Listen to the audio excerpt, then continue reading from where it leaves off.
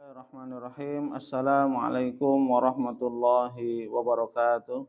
Waalaikumsalam warahmatullahi wabarakatuh. Alhamdulillahi rabbil alamin. Wassalatu wassalamu ala ashrafil anbiya'i wal mursalin wa ala alihi wa ashabihi wa man ihtada bihadihi wastanna bisunnatihi ila yaumiddin, amma ba'd. Mari kita awali majelis ilmu ini dengan baca doa talabul ilmi. Bismillahirrahmanirrahim. Rabbi zidni ilm. Allahumma anfa'ni bima 'allamtani wa 'allimni ma yanfa'uni warzuqni ilman yanfa'uni. Alhamdulillah, kita bersyukur kepada Allah Subhanahu wa taala yang mana Allah Subhanahu wa taala terus-menerus memberikan kepada kita kenikmatan demi kenikmatan sampai saat ini, detik ini kita pun masih merasakan nikmat Allah Subhanahu wa taala. Nikmat iman Islam, nikmat sehat, nikmat sempat. Berikan nikmat kehidupan untuk kita terus memperbaiki diri, untuk kita terus meningkatkan kualitas Islam dan iman kita kepada Allah Subhanahu wa taala.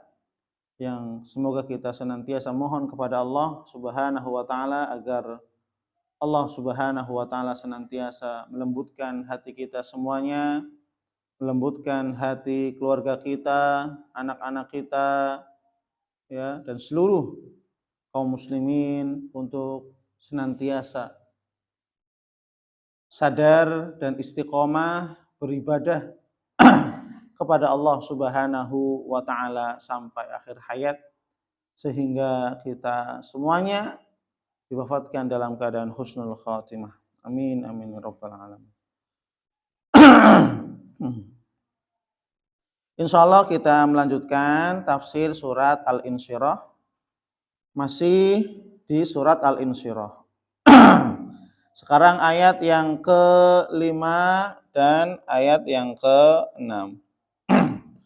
Allah Subhanahu wa taala berfirman, A'udzu billahi minasyaitonir rajim. Bismillahirrahmanirrahim. Fa inna ma'al usri yusra. Inna ma'al usri yusra.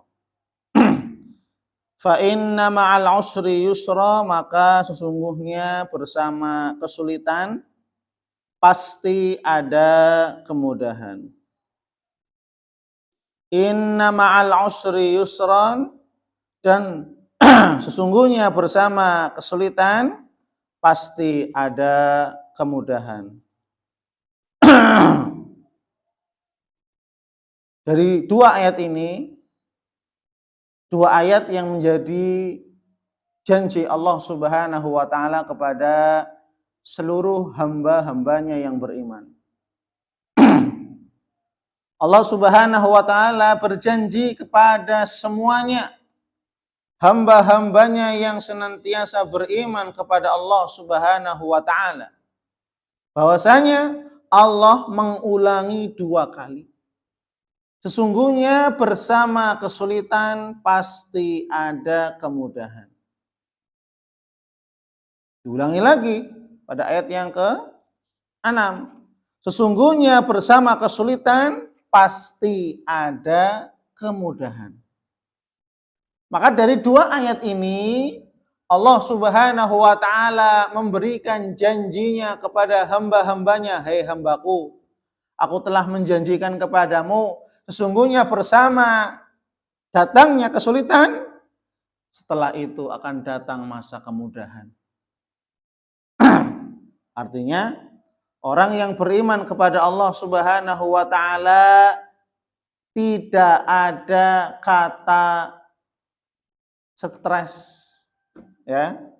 Tidak ada kata-kata yang lainnya kecuali ini semua takdir dari Allah.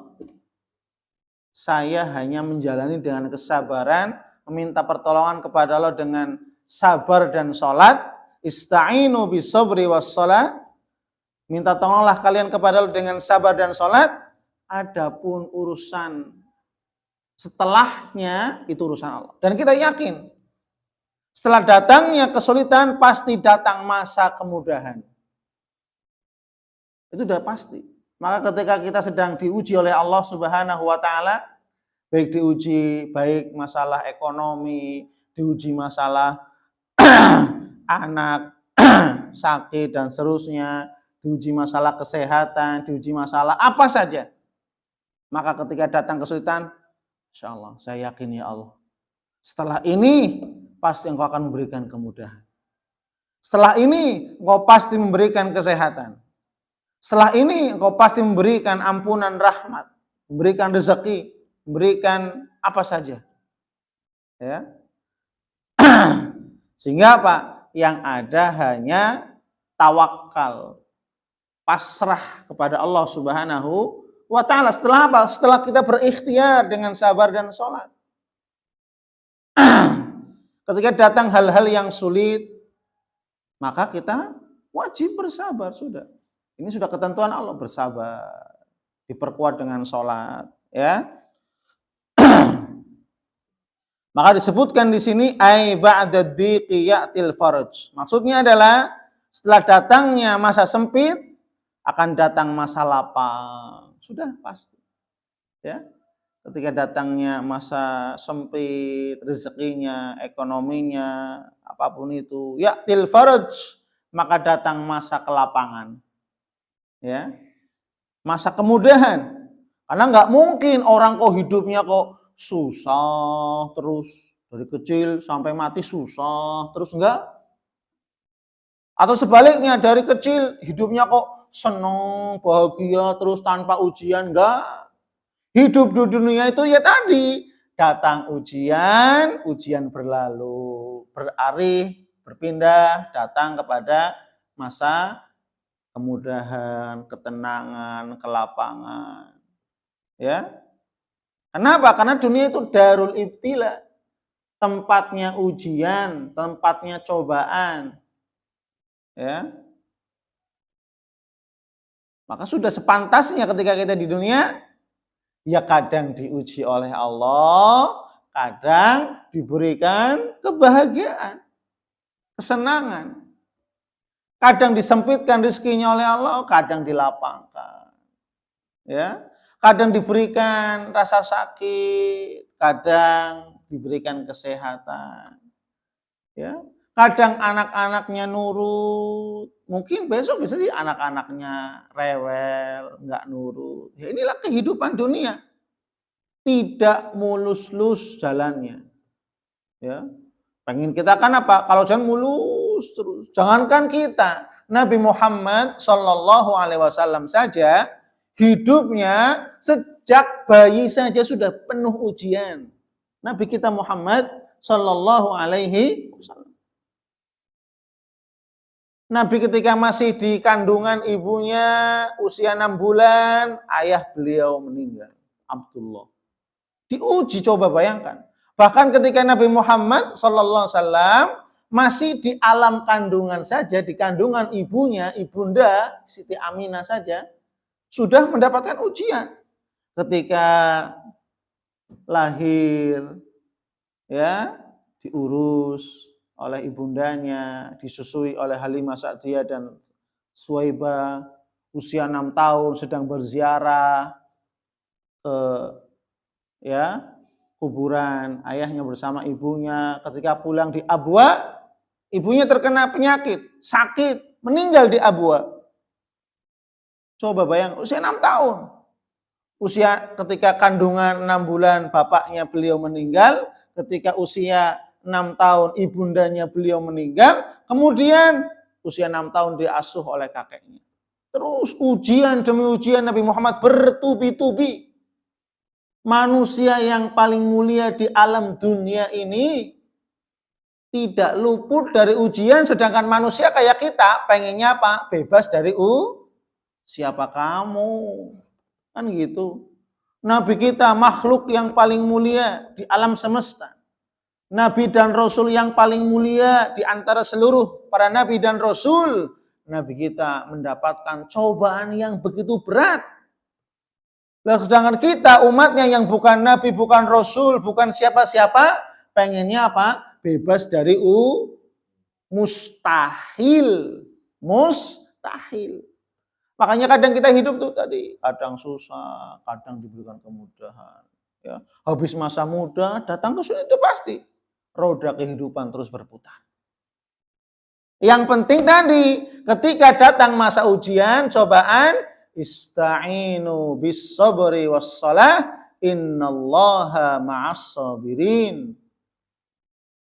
Minta tolonglah kalian kepada Allah dengan sabar, ikhlas, ridho, dan sholat. Sungguhnya Allah Subhanahu wa taala bersama orang-orang yang bersabar. Ya. Maka qala al-mufassirun, kana Rasulullah sallallahu alaihi wasallam fi Makkah fi dhiqin wa syiddah. Berkata para ahli tafsir, dahulu Nabi kita yang mulia Muhammad sallallahu alaihi wasallam ketika di periode Mekah, dakwah Mekah 13 tahun, Nabi mengalami hal-hal yang pahit. Ya. Mengalami hal-hal yang pahit. Sudah pribadinya Nabi diuji oleh Allah dengan hilangnya bapaknya, meninggalnya ibundanya, meninggalnya kakeknya. Ya kan? Diuji masalah ekonominya. Ya. Bekerja kepada Khadijah sebelum menjadi istrinya. Kemudian diberikan kebahagiaan, dinikahkan dengan Khadijah, diasuh oleh pamannya yang begitu sayang. Artinya setelah ada kesusahan, masa-masa susah, Allah datangkan masa-masa kemudahan, diasuh oleh pamannya dari 8 tahun sampai jadi nabi. Dibelanya terus, ya kan? Setelah datang masa susah, diuji, datang masa kemudahan. Dipertemukan dengan orang-orang yang baik, Abu Bakar, Umar, Utsman. Ya. Meskipun ketika di periode Mekah, Umar belum masuk Islam. Begitu, ya, pada awal-awalnya belum. Begitu jahatnya kepada Nabi. Tapi ketika Allah berikan hidayah, malah justru semakin memperkuat Islam pada saat itu. Ya. Dan Nabi ketika periode Mekah, cacian, hinaan, makian, lemparan, batu dan seterusnya luar biasa. Ya, ujian demi ujian datang. Tapi ketika ujian demi ujian datang, maka umat semakin terus bertambah. Loh, ini Nabi kita Muhammad sallallahu alaihi wasallam. Ya.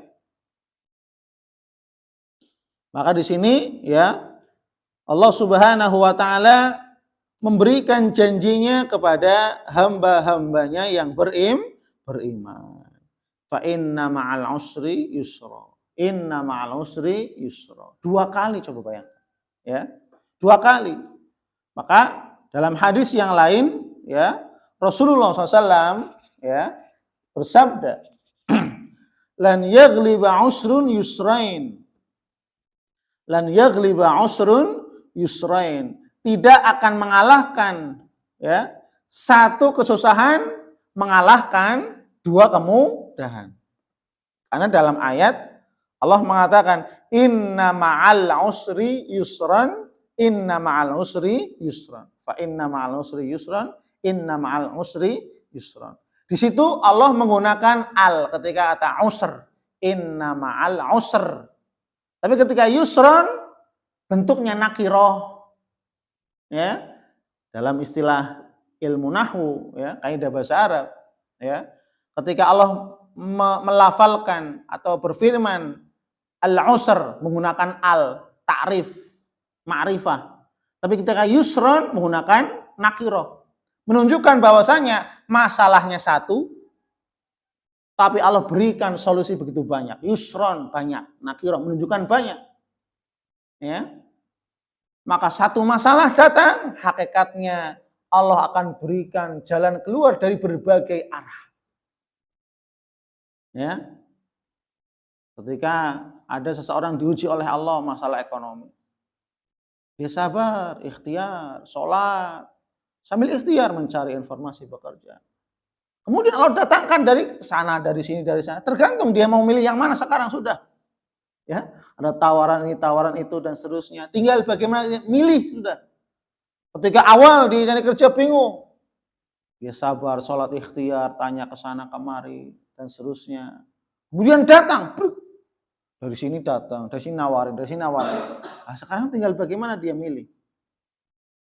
Ya, ketika datang masa sakitnya diuji oleh Allah, maka bagaimana ikhtiarnya? Ya sabar, ya ikhtiar, kemudian mencari pengobatan dan seterusnya.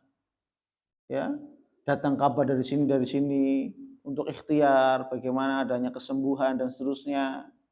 Yang memang kembali lagi kesembuhan datangnya dari Allah Subhanahu wa taala. Tapi disitulah ya Allah akan mendatangkan kemudahan, Allah mendatangkan kesembuhan dari ikhtiar kita yang maksimal. Ya. Kalau seandainya ikhtiar kita sudah maksimal, namun Allah Subhanahu wa taala belum mewujudkan apa yang kita harapkan, tetap husnudzon, yakin sepenuhnya kepada Allah, Allah pasti sedang mempersiapkan yang terbaik untuk kita, kalau tidak di dunia, pasti di akhirat. Itu udah pasti. Ya. Cuma terkadang kita kurang yakin saja. Karena kita pengennya ya di dunia saja sudah, padahal ya Umar bin Khattab radhiyallahu anhu berkata ketika aku berdoa kepada Allah kemudian diijabah, aku senang. Aku bahagia. Jadi Umar bin Khattab mengatakan demikian. Kalau saya berdoa kepada Allah kemudian Allah ijabah, wujudkan di dunia nyata aslinya, maka Umar senang. Ya. Tapi ketika aku berdoa kepada Allah kemudian secara nampak di dunia belum terwujud maksudnya, maka Umar lebih bahagia, lebih senang. Kenapa? Karena Allah Subhanahu wa taala akan memberikan yang terbaik. Karena ketika kita berdoa dikabulkan, itu keinginan kita. Iya atau tidak? Keinginan kita. Ya Allah, saya pengen ini. Dikabulkan oleh Allah. Berarti apa? Itu keinginan kita. Nah, ketika Umar berdoa, ya Allah, aku pengen ini.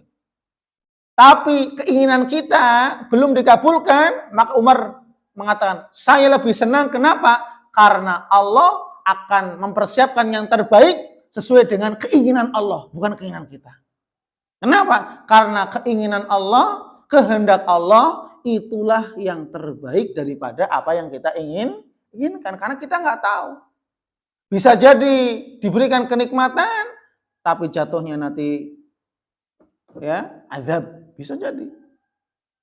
Karena Allah yang mengetahui sebelum dan sesudah terjadinya.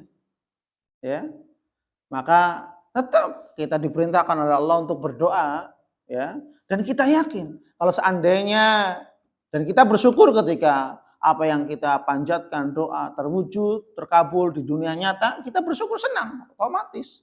Oh ya Allah, ternyata Engkau memperkenankan doa hamba. Tapi ketika doa-doa kita belum nampak terwujud di dunia, kita yakin Allah sedang mempersiapkan yang terbaik. Kalau tidak di dunia, pasti di akhirat. Itu udah yakin kita. Ya. Ini janji Allah Subhanahu wa taala, ya. Maka kita harus yakin bahwasanya setiap kesulitan yang kita hadapi pasti akan datang kemudahan, ya.